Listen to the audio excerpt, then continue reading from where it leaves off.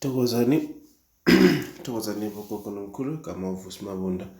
Umhlabe uMabunda omuhle akacala umuntu ubheka bonke abamcalayo. Igojana lamanzi uVusi Muzi uvusa imizi yamanye amadoda. Namhlanje uzovusa wakho umuzi. La ngiphethe uSiviko, bogogo nomkhulu. uSiviko lo igama elibaluleke kakhulu leli. uSiviko nalo liyazisho, liyazichaza ukuthi uSiviko into enjani. So la siyavika, la silwa nezitha, siyavika. Kusho ukuthi le bhodlela engiliphethe lana namhlanje ibhodlela ngikhuluma kakhulukazi nomuntu othi mina mkhulu angithandi ukugcatshwa. Mina mkhulu angifuni ukuthi ngilo ngisikwa usiko lwami alungivumeli mhlambe noma inkolo inkolo yami ayingivumeli ukuthi mina mangiloko ngisikwa. So ngiyasaba ukuthi mangingasikwa ngifakwe umuthi emzimbeni, ngifakwe umuthi egazini. Angibhiliveli lapho mhlambe noma ubuhlungu ngiyabusaba. La kusho ukuthi sikhuluma nabantu abakhonzayo, sikhuluma nomama, sikhuluma nobaba, sikhuluma nomntwana osekakhulakhulile. La sikhuluma nje nomuntu othi mina ngifuna ukuvikeleka kodwa angifuni ukufaka into emzimbeni, egazini lami. So la bese siphethe yena uSiviko indoda enkulu. uSiviko ibhodlela elincane elingale ndlela le oyibona ngalo. Then bese-ke kuba nezinto esizithakayo ngaphakathi, siyathaka, siyafaka ngaphakathi. Kodwa manje uzothola ukumangala ngoba la asisebenzisi muthi, akusiwumuthi osetshenziswa la, kodwa sisebenzisa iwasho ezinamandla. Kusho ukuthi lento uthi mawuyibhekile iyisiwasho esizokuvikela, not umuthi.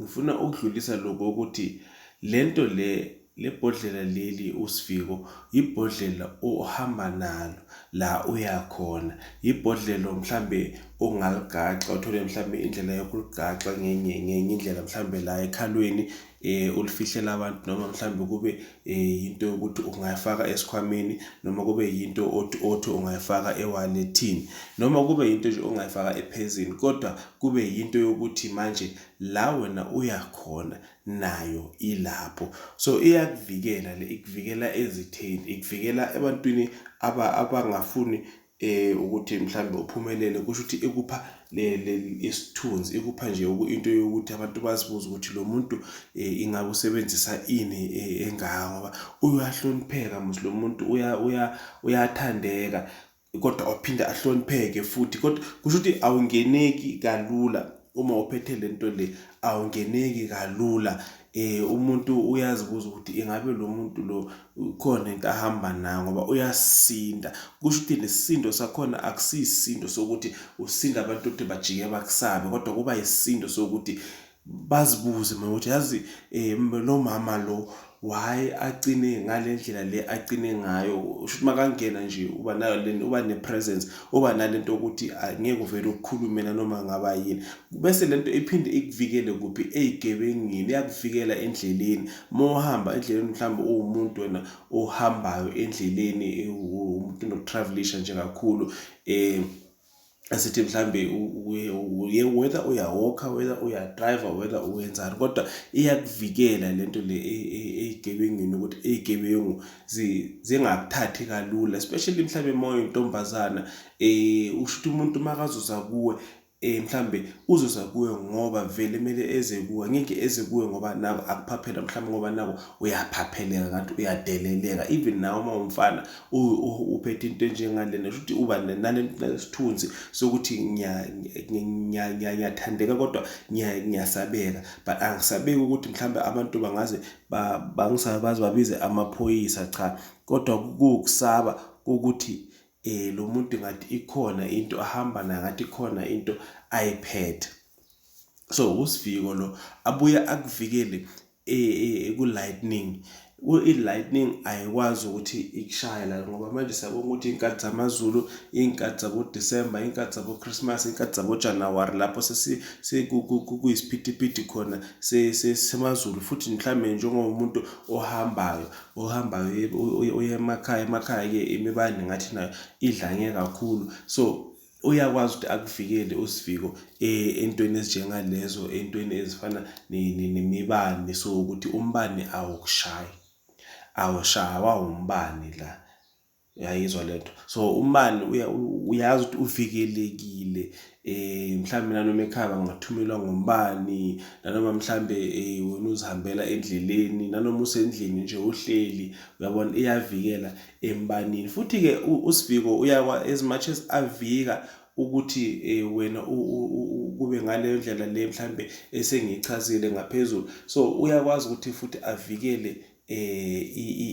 ikhaya, kodwa akavikeli ikhaya at large. Uvikela mhlawumbe lelo room lelo, mhlawumbe umuntu ohlala efletini, mhlawumbe umuntu ohlala ochashile, iyakwazi ukuthi inikeze isithunzi leyo ndawo leyo wena ohlala kuyo, la wena ukhona mhlawumbe yona la uyibeke khona, kuyakwazi ukuthi mana even mhlawumbe uyibeke ekitchen, mhlawumbe wonke umuntu ungena ekitchen, iyakwazi ukuthi inikeze leso sithunzi leso, whether ungayifihla uyibeke mhlawumbe somewhere, iyakwazi futhi-ke isiza kakhulu ukuthi lo muntu mhlawumbe mangabe kukhona umuntu ozile ozokulimaza, ozile mhlawumbe oze ngey'ngozi, ozile mhlawumbe ozothakatha, iyakwazi ukuthi lento imvimbe ngoba inalesindo, ukusho ukuthi umuntu nanoma ngathi uyasondela nezinto zakhe angajika bese lento azishiye ngaphandle, noma mhlawumbe ajike angasangeni nokungena, ngoba manje kukhona into enamandla ekuwuSiviko. Uyatholakala-ke uSiviko.